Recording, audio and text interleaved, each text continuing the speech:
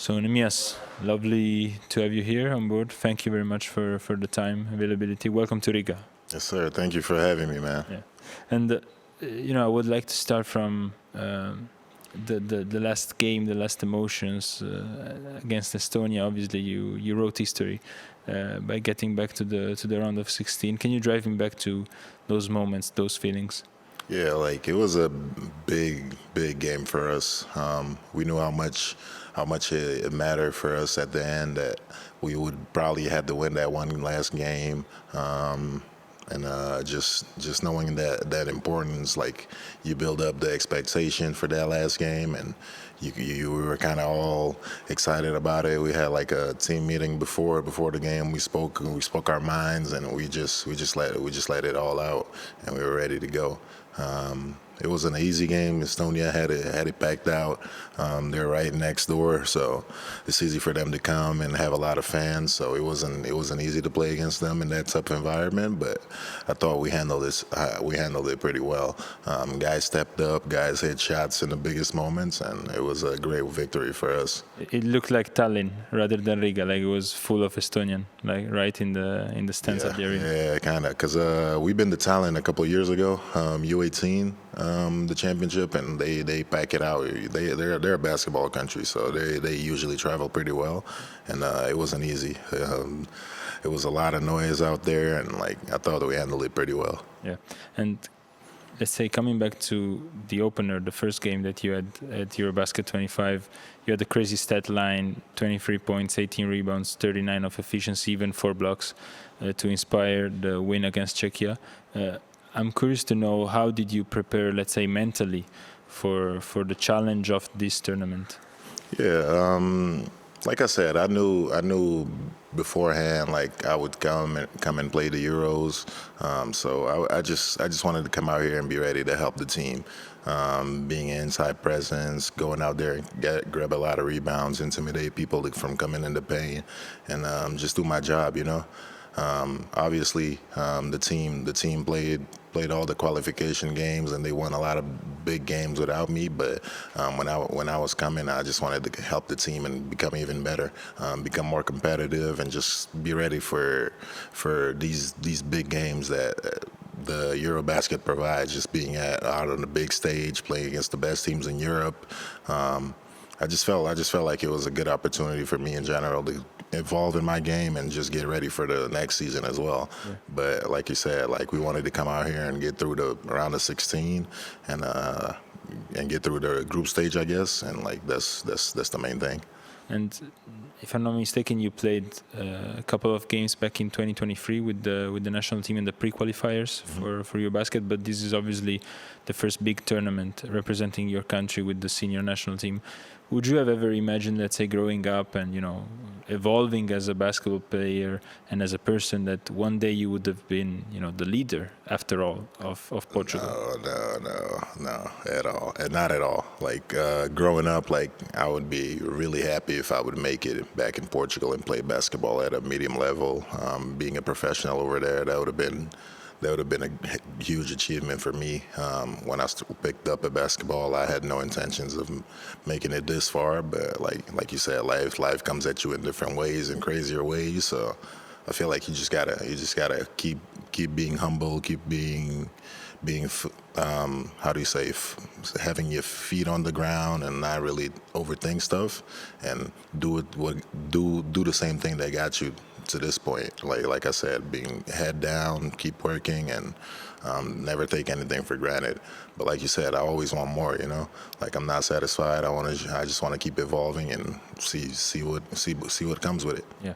And after you guys qualified for the round of 16, I remember there was an article on FIBA's website named "More Than Just Queta, Portugal is on a historic run," and that kind of led me to 2 questions.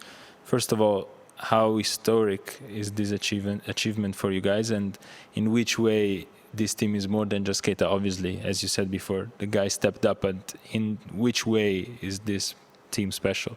Yeah, it's historic because, like you said, it's Portugal. We're not really a country known for basketball in general. there's a lot of talent in Portuguese players, but it's usually never really pans out for multiple reasons. We can discuss them, but it's a topic for another day. But like you said, it's a team effort, you know.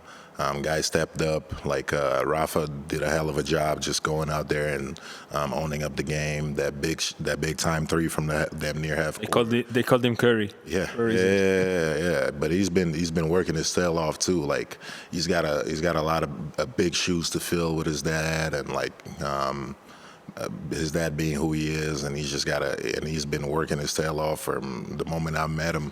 Like he's been gradually improving and getting better as a player. So you're not surprised, but to see those things, that improvement, and I think that's one of the biggest things for us. Guys work, guys are hungry, and like you said, there's a lot of guys that I could shout out as well. Miguel, our captain, like he makes us better every day, just by his attitude and the way he demands the best out of everybody.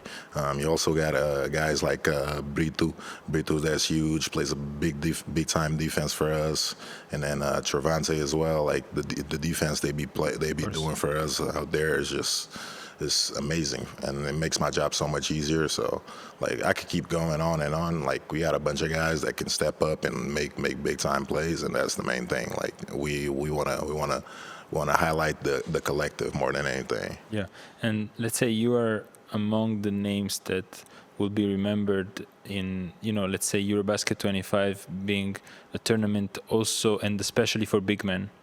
We are seeing, greatest performances by Lauri Markkanen, for example, Nikola Jovic, Alperen Şengün. And about these last two guys, I want to ask you how tough it was to adjust to them.